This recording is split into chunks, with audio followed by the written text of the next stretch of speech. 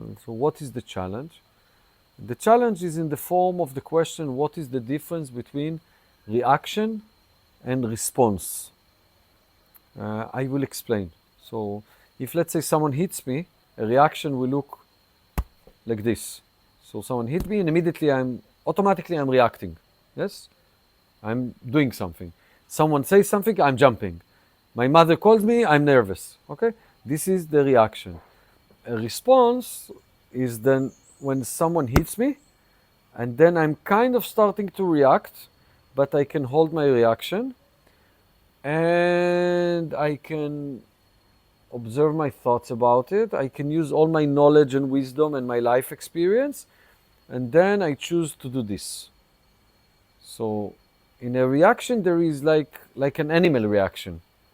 There is no me choosing or understanding the situation and navigating it.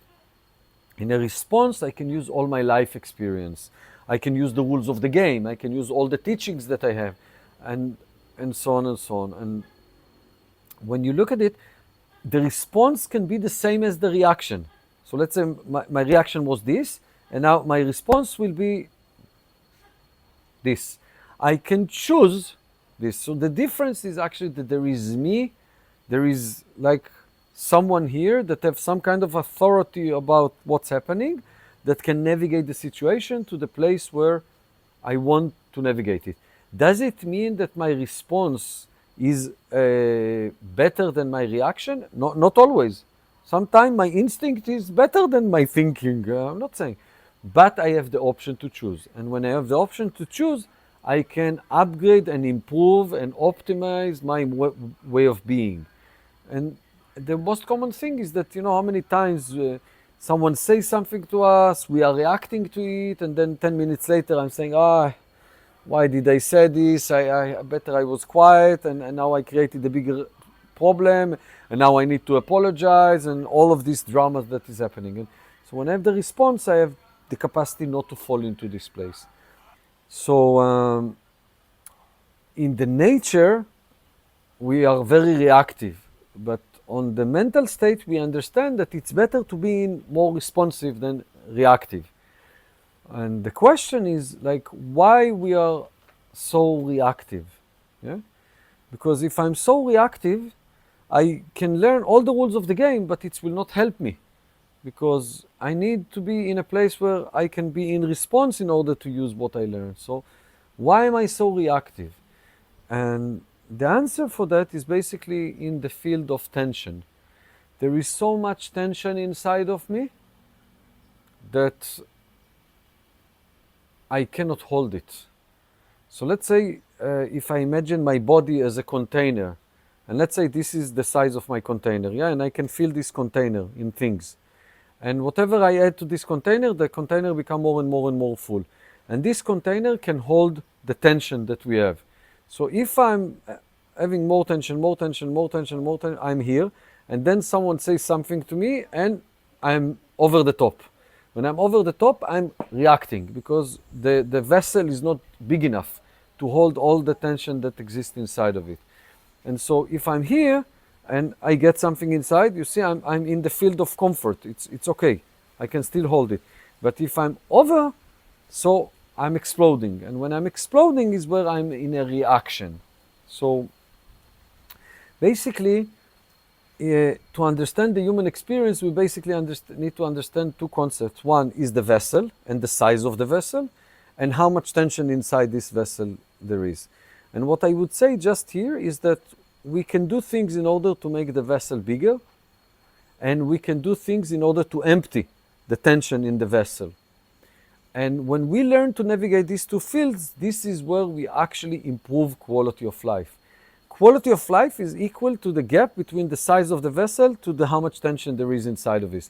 Because everything that goes inside this field is fine. I can handle it, I can be with it. So it's not that in order to have good life, I need to sit in the room and avoid any interaction of the world. No, I need to go outside, live life, and be in that field. And this field, I can do business, I can have relationship, I can raise kids, I can be in community, I can do everything. But even if I'm in this field, okay, no kids, no family, no hiding in the room, tension, stress, anxiety, all these phenomena are when we are over the top.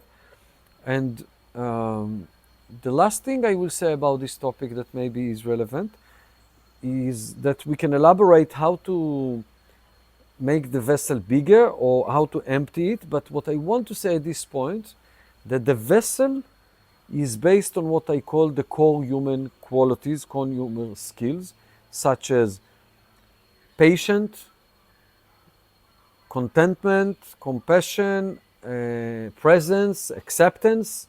All of these qualities are the core human qualities, and all of them are like muscles, and they can be trained. So I can have more patience, I can have more presence, I can have more contentment, more acceptance, and it's training them that makes them bigger. So the size of the vessel is depends of how much training you have done to those muscles. Not necessarily in a specific practice. Sometimes life is training you to have a lot of patience, and circumstances train you to have more acceptance, and so on and so on. But sometimes you can go through proper training for those things. So there is different modalities that can help you to do this training.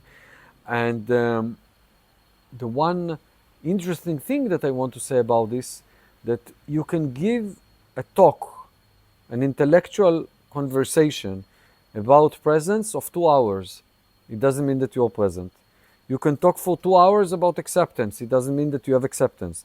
You can talk 3 hours about patient. It doesn't mean that you have patient, because patient, acceptance, contentment, all of they are not in the intellectual side of the brain. Yes, it's not the intellect that makes patient grow. It's another thing. So where is patient? Where is acceptance? Where is it? It's not in the intellect. It's somewhere else. And training those things and understanding where they are, those can be very critical to us improving quality of life. And if I connect it to what can we talk about, maybe your challenge is in business, but your challenge is in patient. Maybe your challenge is in relationship, but your challenge is with expectations and acceptance. So it's not that you need to study how to be in relationship, it's that you need to work on your acceptance, or you need to work on your patient, or your presence, or your vessel is too small. So whenever you go into the relationship field and your partner says something, automatically you overflowed, and so you prefer to avoid them all day.